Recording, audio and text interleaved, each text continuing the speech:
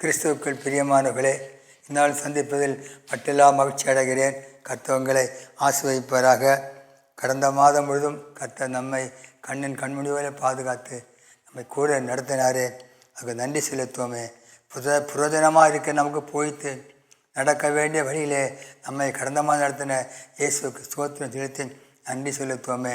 ஸ்தோத்திரம் ஐயா, நன்றி இயேசுவே, நன்றி இயேசுவே, நன்றியோடும் துதிக்கிறோம். கடந்த மாதம் முழுவதும் எங்கள் தேவையான காரியங்கள் சொல்லித்தந்து வல்லபரம் இடவன் சாயாதபடி பாதுகாத்து நடத்தி வந்த மேலான கிருபை நாங்கள் நினைக்கிறோம்ப்பா.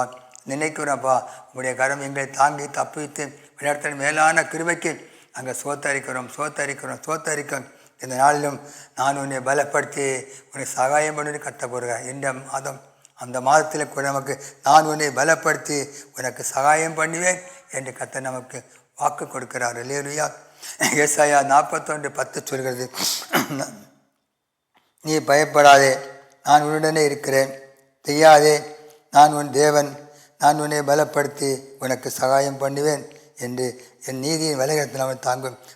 இந்த வசனத்தின் நடுப்பகுதி சொல்லுது, நடுப்பகுதி நான் உன்னை பலப்படுத்தி உனக்கு சகாயம் பண்ணுவேன். நம்முடைய வாக்கு தத்துவம், நான் உன்னை பலப்படுத்தி உனக்கு சகாயம் பண்ணுவேன்னு சொல்லுவேன். கிறிஸ்துவுக்குள் பிரியமானவர்களே, நீங்கள் உங்கள் காரியங்களை குறித்து கலங்கி கொண்டிருக்கலாம், என்ன ஆகுமோ என்று.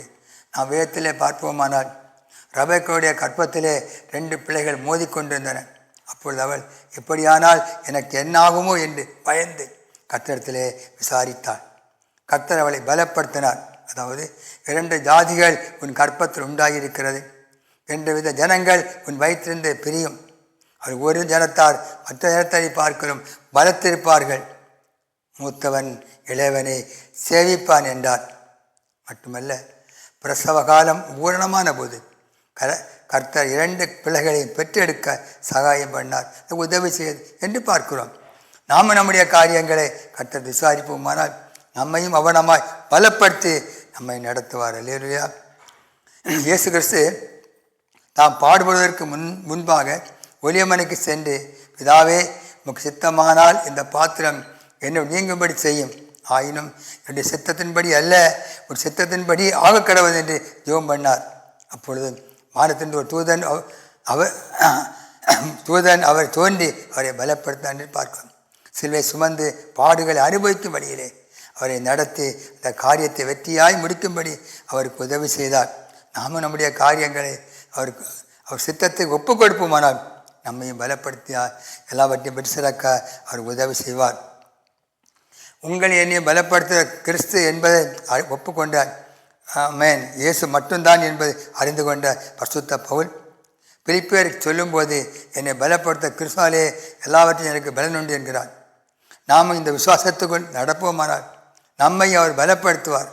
ஆனால் தீமோத்தேயுக்கு சொல்லும்போது, என்னை பலப்படுத்துகிற தம்முடைய கர்த்தர் இயேசு கிறிஸ்து என்னை உண்மை உள்ளவர் என்று எண்ணினார் என்றும், ஆனால் கலாத்தியருக்கு சொல்லும்போது குறிப்பிடும்போது, விருத்த சேனம் உள்ளவர்களுக்கு அப்போஸ்தலனாக இருக்கும்படி பேதுருவை பலப்படுத்தினவர், புறஜாதிகளுக்கு அப்போஸ்தலனாக இருக்கும்படி என்னை பலப்படுத்தினார் என்று வெளிப்படுத்துகிறார்.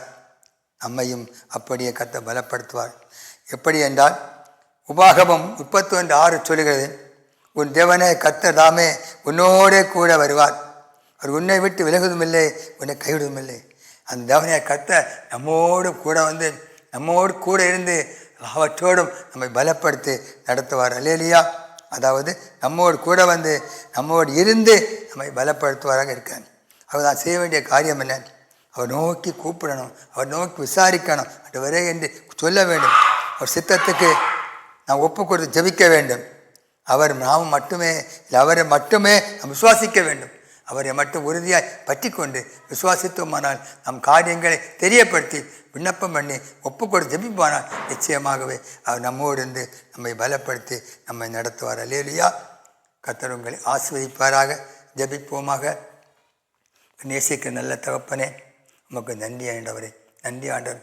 கடந்த மாதம் முழுதும் கர்த்தர் பாதுகாத்து கூட இருந்து காரியங்களை வாய்க்கச்சே சமாதானம் தந்து சந்தோஷம் இந்த மாதமும் எங்களை பலப்படுத்தி எங்களுடன் நடத்த போகிற மேலான கிருபைக்காக சோத்திரம் ஆண்டவரே, சோத்திரம் ஆண்டவரே, சோத்திரம் ஆண்டவரே, சோத்திரம். நன்றி. இந்த மாதிரியுடைய கரங்களை ஒப்பு கொடுக்கும். எங்களை பலப்படுத்தி எங்கள் நடத்த சித்தமுள்ளவராக இருக்கிறீர். நீர் போதுமானாக இருக்கிறீர். ஆகவே எங்களை தருகிறோம். என் நடத்தும் சித்தம் நிறைவேறட்டும். தகப்பன ஊழியத்தை தருகிறோம், சபையை தருகிறோம், எல்லா குடும்பங்களையும் தருகிறோம். ஆண்டவரே, எங்கள் கிராமத்தை தருகிறோம், ஒவ்வொரு ஆத்துமாக்களையும் தருகிறோம். ஐயா, எங்களை தருகிறோம். உடைய கரம் தாங்கட்டும், தப்பிக்கட்டும். தகப்பனே, தீங்குக்கு விலக்கி காத்து துக்கப்படுத்தபடி பாதுகாத்து உடைய கரம் எங்களை பலப்படுத்தி நடத்த வேண்டுமாய் மீட்பு இரட்சகருமாகிய இயேசு கிறிஸ்து நாமத்தில் ஜெபிக்கிறோம். ஜெபங்கேளும் ஜீவனுள்ள நல்ல பரமபிதாவே, ஆமென். அல்லேலூயா, அல்லேலூயா. கர்த்தர் உங்களை ஆசீர்வதிப்பாராக. ஆமென், ஆமென்.